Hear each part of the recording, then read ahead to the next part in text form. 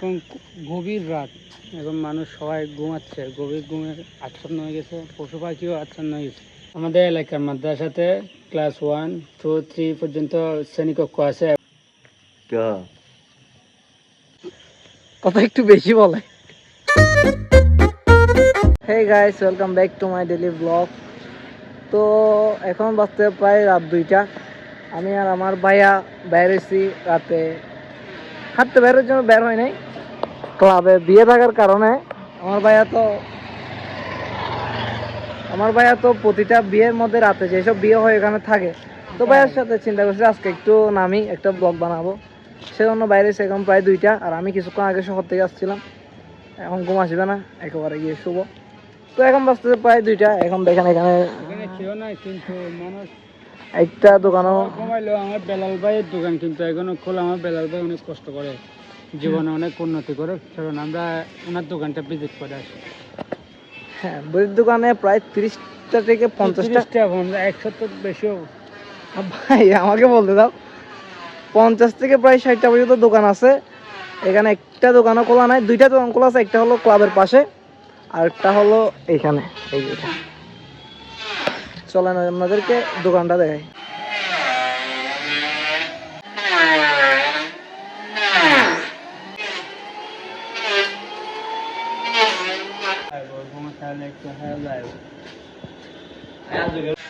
Guys, দোকানটার কথা কি বলবো, এখানে যে পরিমাণে আওয়াজ, এটা একটা ফার্নিচারের দোকান।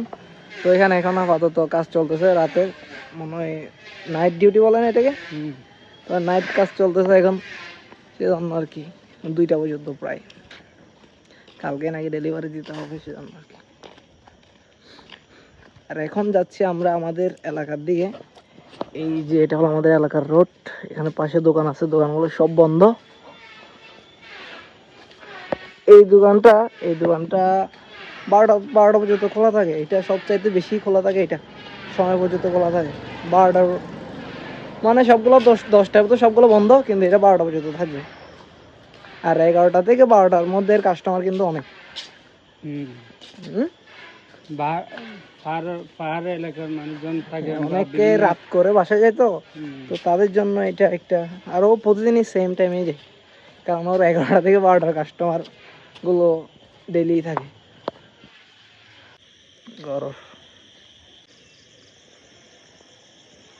পুরা রোড পুরাই খালি।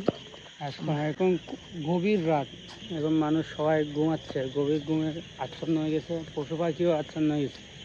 কারণ শুধু ঝিঝি পোকা ওরা ঝিঝি করতেছে। তুমি সামনে রোডটা দেখো। হাঁটতে হাঁটতে আমাদের এলাকার একটা মাদ্রাসা আছে, ওইখানে আসলাম। তো মাদ্রাসাটা একটু ঘুরে দেখবো।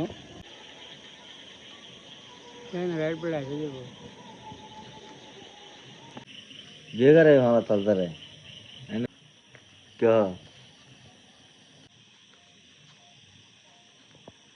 আমাদের এলাকার মাদ্রাসাতে ক্লাস 1, 2, 3 পর্যন্ত শ্রেণীকক্ষ আছে, এবং এখানে আমাদের এলাকার ছোট ছোট ছোট ছেলেমেয়েরা এখানে লেখাপড়া করে। আমার সাজিব ভাইয়া আল্লাহর রহমতে একটা ছোট মেয়ে আছে, আমার ভাইজি।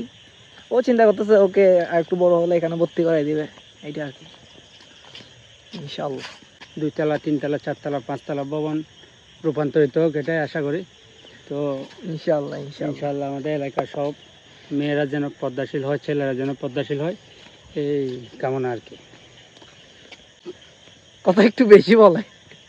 আল্লাহ তার সকল ইচ্ছা পূরণ করুক, আমিন। সবাই কমেন্ট আমিন লিখে দিয়ে করি।